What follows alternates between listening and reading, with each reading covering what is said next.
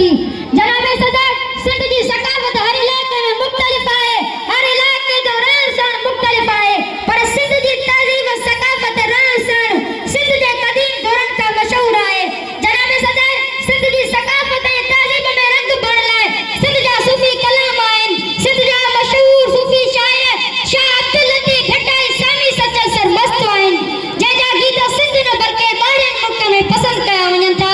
जनाब सदर, मां पंहिंजी तकरीर जो इख्तिताम हिन शेर सां कंदुमि।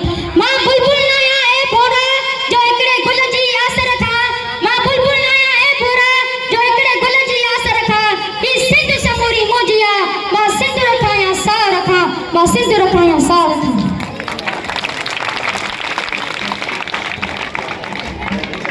हिन शेर सां गावन कल्चर डांस लाइ रकिया बतून ने टीम